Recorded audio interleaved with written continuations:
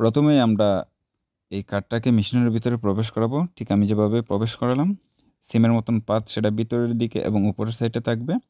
ঢোকানোর পর মেশিন কিছু সময় নেবে। সেই মেশিন কিছু সময়ের মধ্যে সেই কার্ডটাকে স্ক্যান করবে। স্ক্যান করার পরে মেশিনে ঠিক এরকম একটা এন্টারপ্রেস আসবে। সেই এন্টারপ্রেসে যদি আপনার কাঙ্ক্ষিত টাকার পরিমাণ দেখবেন আছে কিনা, যদি থাকে সেটাতে ক্লিক করে পাসওয়ার্ড দিয়ে কনফার্ম করলেই আপনার টাকাটা আপনাকে দিয়ে দিবে। আর যদি না থাকে তাহলে আমরা সেই আলট্রো ইম্প্রোতে ক্লিক করব। এই আলট্রো ইম্প্রোতে ক্লিক করার পরে এরকম আবার একটা ইন্টারফেস আসবে। সেখানে যদি আপনার কাঙ্ক্ষিত টাকার পরিমাণটা থেকে যায় তাহলে আপনার সেই টাকার পরিমাণে ক্লিক করে আপনার পাসওয়ার্ড দিয়ে কনফার্ম করলে পরেই আপনার টাকাটা আপনাকে দিয়ে দিবে। আর যদি না থাকে, আপনার চাহিদা আরও বেশি বা কম থাকে, তাহলে আপনি আবার আলতো ইম্প্রোতে দিবেন। আলতো ইম্প্রোতে দেওয়ার পরে এরকম একটা ইন্টারফেস আসবে, সেখানে আপনার 4 ডিজিটের পিন নাম্বার চাইবে। আমরা সেই বাটন থেকে 4 ডিজিটের পিন নাম্বারটা দিয়ে দিব।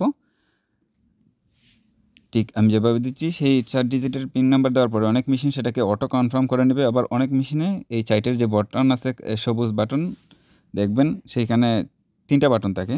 সেই 3টা বাটনের মধ্যে একটা লাল, একটা হলুদ, একটা সবুজ। সেই সবুজ বাটন কনফার্ম করার পরে এরকম একটা ইন্টারফেস আসবে যেখানে আপনার অ্যামাউন্ট দিতে বলবে। এই বক্সে অ্যামাউন্ট দিবেন। মনে রাখবেন অনেক বুথে অ্যামাউন্ট আপনার 10 ইউরো, আবার অনেক বুথে সর্বনিম্ন 20 ইউরো থাকে। 20 ইউরো থেকে শুরু করে 1000 পর্যন্ত আপনি উত্তোলন করতে পারবেন। উত্তোলন করার জন্য এই অ্যামাউন্টটা তোলার পরে এই কনফার্মে ক্লিক করব। আমরা কনফার্মে ক্লিক করার পর আমরা কত টাকা ওঠাতে চাচ্ছি সেটা দেখাবে ডিসপ্লেতে।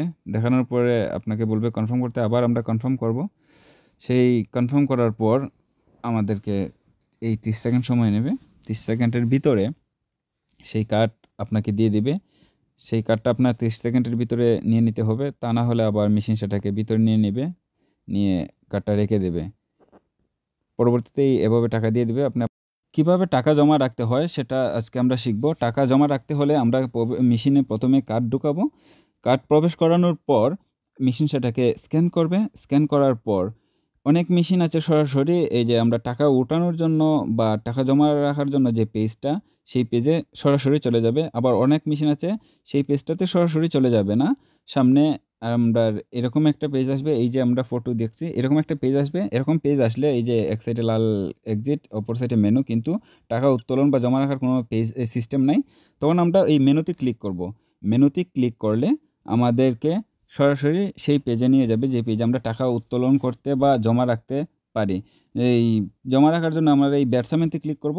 ব্যাটসামেন্ট লেখাতে ক্লিক করার পরে এরকম 4 ডিজিটের পিন নাম্বার চাইবে। সেই পিন নাম্বার আমরা প্রবেশ করাবো। সেই 4 ডিজিটের পিন নাম্বার ওঠানোর পরে এই যে সবুজ বাটন আছে, এই সবুজ বাটনে আমরা ক্লিক করব। ক্লিক করার পর এই যে কন্তান্তি এই লেখাটা আসবে। এই পেজটা আসলে পরে আমরা এই কন্তান্তিতে ক্লিক করব। কন্তান্তিতে ক্লিক করার পর আমাদের সামনে এই পেজটা আসবে। এই পেজটাতে ফোর্সে গই এই লেখাটা আসবে। এই ফোর্সে গইতে আমরা ক্লিক করব। ফোর্সে গইতে ক্লিক করার পরে আসবে বেরসা বাঙ্কানোতে। এই বেরসা বাঙ্কানোতে আমরা ক্লিক করব। বেরসা বেরসা বাঙ্কানোতে ক্লিক করার পর মেশিন চাইবে আমরা টাকা জমা রাখার জন্য। একটা দরজা খুলে যাবে, তখন আমরা সেই ভিতরে আমরা টাকাটা জমা রাখবো। সিস্টেম মতন সেই টাকাটা জমা রাখার পর মেশিন সেটা অটোমেটিকলি নিয়ে নেবে। নিয়ে নেওয়ার পর মেশিন সেটাকে গণনা করবে। গণনা করে আপনাকে এক সাইড দিয়ে টোটাল অ্যামাউন্ট দেখাবে এবং অপর সাইড দিয়ে কয় টাকার কয়টি নোট আছে সেটা দেখাবে। সবগুলা ঠিক থাকে তাহলে এই যে মুট লেখা এটার উপরে আপনি ক্লিক দিয়ে দিবেন। এই যে সবুজ ভাবে মুট লেখা এটার উপরে ক্লিক দিলে আপনাকে একটা রিসিট দিবে। রিসিটের সব ডিটেলস থাকবে। তারপরে আপনি এই এক্সিট লেখা অথবা লাল বাটন আছে এটাতে ক্লিক করলে পরে আপনার কার্ডটা আপনাকে দিয়ে দিবে।